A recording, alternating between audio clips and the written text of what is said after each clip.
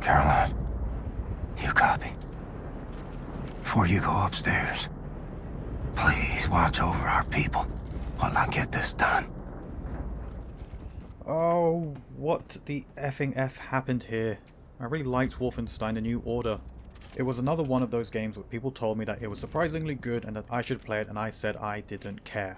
I had never played any of the Wolfenstein games before. To me, it was one of those games that got lumped in with the Dooms and Quakes of the world, outdated first-person shooters that were still only in our collective memories because a very specific demographic wouldn't shut up about them.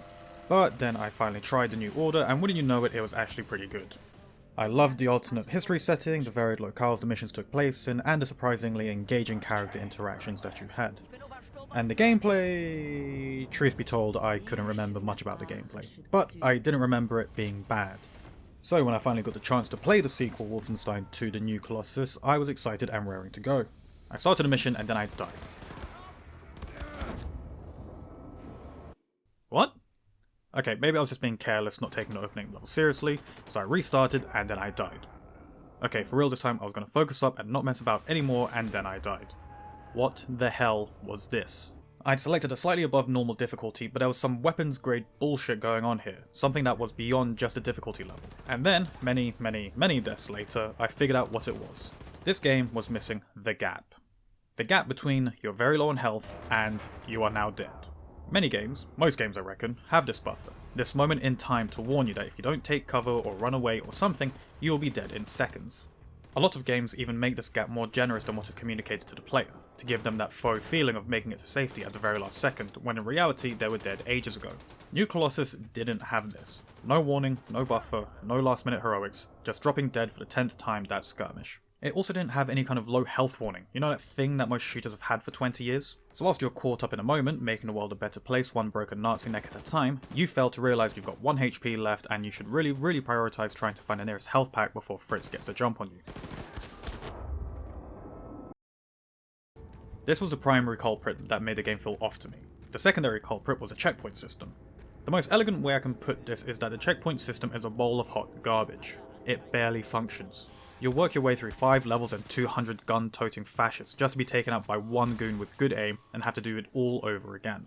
I was having to manually save constantly like it was the 90s, and no amount of nostalgia could convince me that this was a good thing. This sounds like a very specific kind of first world problem, but combined with the aforementioned insta-kill irritation, this became an absolute nightmare to have to constantly consider.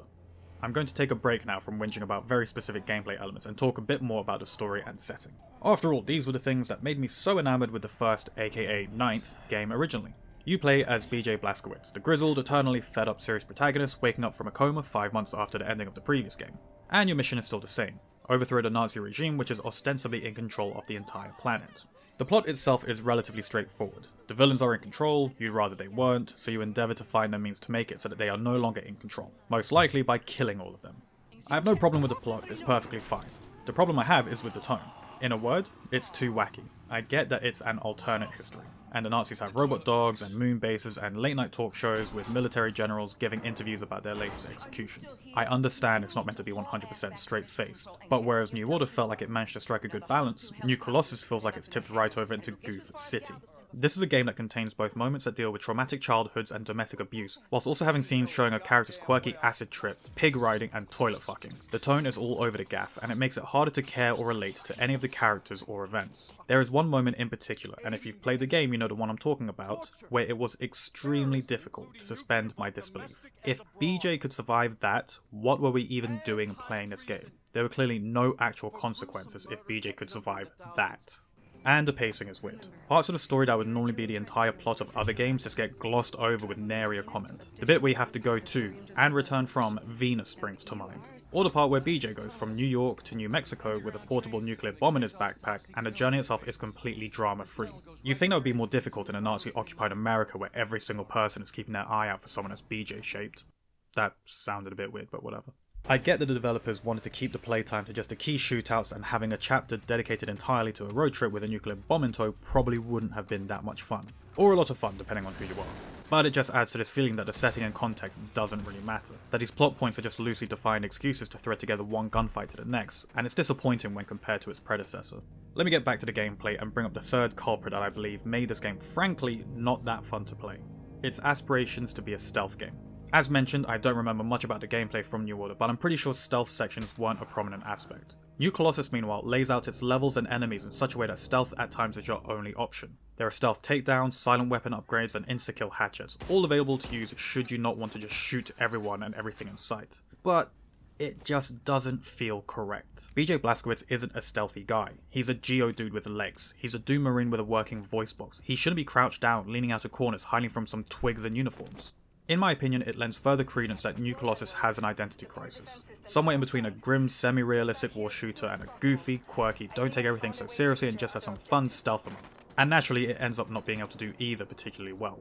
And another specific gameplay thing that completely rubbed me the wrong way, the fact that to pick up weapons and ammo you had to look down and press a button. Trying to find items strewn amongst the dead bodies felt particularly finicky and wasn't enjoyable, especially when still getting shot at by the surviving grunts. But the thing that made it even worse was that sometimes, you'd pick things up automatically, but only sometimes. So I was constantly on edge, hovering over various items, hoping they would be picked up immediately, and then looking down anyways to pick up all the things I got arbitrarily missed. Also, why were all the gun animations so slow? Whenever it came time to switch weapons, dual wield or reload, it was like BJ all of a sudden remembered he was 100 years old and slowed down accordingly.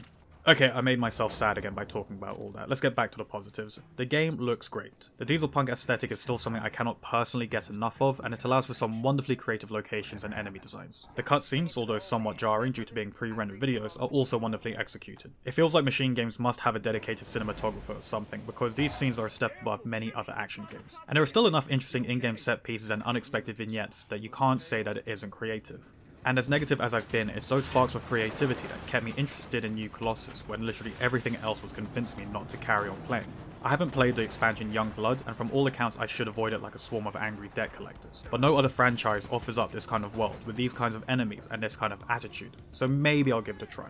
I really do hope the franchise hasn't been abandoned, as I would love to see a proper sequel to finish out the new saga. All I ask is that they add a low health warning, speed up the weapon animations, and tone down the goof a tiny bit. Oh, and add a better checkpoint system. By the end of the game I was doing so much save scumming I felt like I had to have a shower after every session.